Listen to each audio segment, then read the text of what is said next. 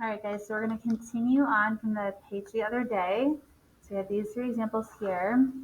And probably what you've realized now is sometimes things can get a little weird when there are lots of variables on either side of the equation.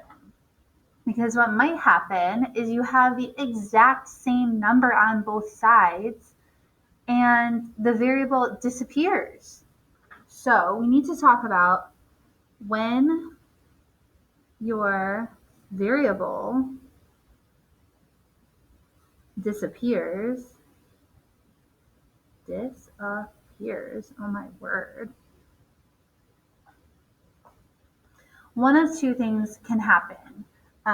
So let's try two examples like that. So for example, first thing that could happen is something like this.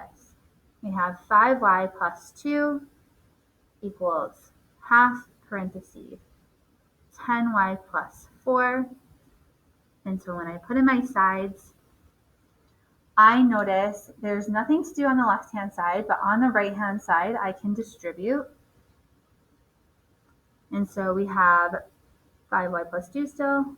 And then on this side, half of 10 is 5y, and half of 4 is 2. And so you might already notice something right now. But if I wanted to get my variables together on the same side, I would subtract the 5y. And on this side, I get 5y minus 5y, which is 0, plus 2, so 2. 5y minus 5y is 0, plus 2 is 2. And so, oops, my variable disappeared. But this is true. 2 does equal 2. So if we get a true statement, then that means anything that we pick for y could be an answer. If you want to say that y is 7, y is 7. It works. If you want to say that y is 411, it's 411, and if you plug it in, it'll work. If you wanted to say that y was negative 17, if you plug it in, it'll work. Literally anything you can think of for y will work here, which means that you have infinite solutions. All of the solutions will work. And so this is what we call the identity. Which kind of makes sense when we think about our properties. The identity property was showing itself. 2 is 2, and it's always 2. The other example that we could get, and it doesn't always have to be 2 equals 2. It could be 0 equals 0 or 7 equals 7. As long as they're the same on both sides, that's the identity. The other thing that could happen is we have something like k minus 3k equals 6k plus 5 minus 8k. So if again, I put in my sides, I notice that on the left-hand side, I have like terms. K minus 3k is negative 2k. And on the right-hand side, I have like terms, these k's. 6k minus 8k is negative 2k. And then I have plus 5. Now I need to get my k's together on the same side. So I'm going to add this 2k over. But negative 2k plus 2k is 0. I have to put something on that side, so I guess I'm putting 0. And then negative 2k plus 2k is 0 plus 5, which is 5. And last time I checked, 0 is not equal to 5. And I don't have a letter left to solve for. So this is false. 0 does not equal 5. And so when that happens, that means no matter what you pick for k, you'll never find the right answer.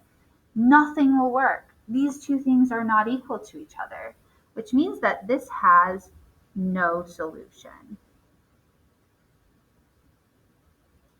So if your variable up and disappears, that's not the end of the world. That just means you have a weirder answer or a different type of answer.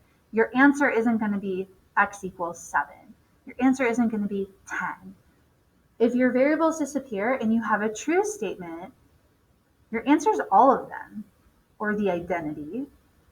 Or if your variable disappears and you get something like 0 equals 5, well, that's not right. Or 10 equals -2, that's not right. Any false statement here means that you don't have any solution at all. So that's an important thing to remember. But let's try a few more examples just to practice. So let's say, for instance, we had 4x equals 2x plus 6. So I'd put in my sides. And I have variables on both sides, so I need to get them together, and I want to move the smaller one. So I'm going to subtract the 2x. And so 4x minus 2x is 2x equals 6. And then I'm going to divide the 2 on both sides. I still got a variable, so I can still keep going. And x is 3. So this does have a solution. Only one, and it's 3. Okay, let's try another. Let's say we have x plus 3 equals x plus 5. Now what you might be able to tell is if you have the same amount of x's on both sides, but a different amount of non-x's, then that means a thing. So I have x's on opposite sides. I need them to be together. And they're both 1, so I can move either one. I'll just subtract this one on both sides, which x minus x is 0, plus 3 is 3. X minus x is 0, plus 5 is 5. And I don't have any x's left. And 3 does not equal 5. That's false, which means I have no solution.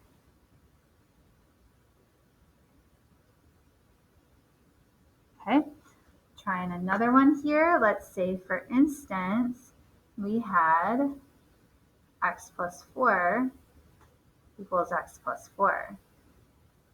So I put in my sides. I have x's on both sides.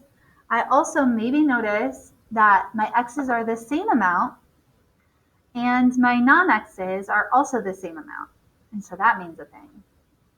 So anyways, I'm going to move my x. I'm going to subtract it on both sides. X minus x is 0, plus 4 is 4. X minus x is 0, plus 4 is 4. And 4 does equal 4. That's a true statement, which means that I have the identity. Or all solutions here will work. Any number that I pick for x will work. And so then one more, just because we can fit it, why not? Let's say, for instance, we have a monster of a problem. We got 10x minus 5 minus 7x equals -8, parentheses, 6 plus 5x. Monster problem.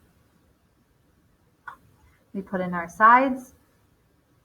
And I notice that on the left-hand side, I have some like terms. So I can do 10x and -7x for 3x minus 5. Now on the other side, I notice that I should distribute because I have parentheses. So we'll distribute the -8 by multiplying.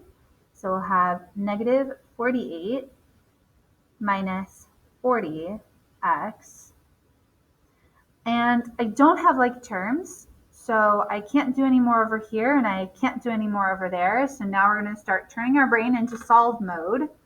And because I have x's on both sides, I want to move the one that's smaller.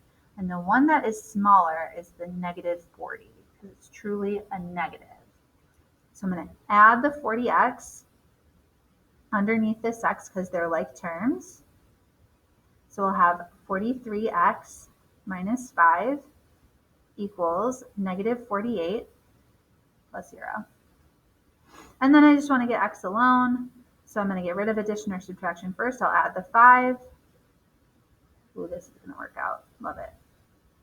So we'll have 43x equals -43. And then we want to divide the 43 away. The x is still there, so I can still keep going. 43 divided by 43 is 1x. Negative 43 divided by 43 is negative 1. So this is another one that has a solution, one solution that happens to be negative 1. So these are kind of the two biggies that we got to look out for. And the note that I was making is if our x's are the same, so we have the same x, but then our non-x's are different, so this is different than this,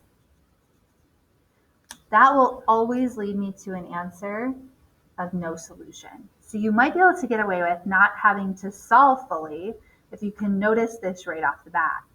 So these are the same, but those are different.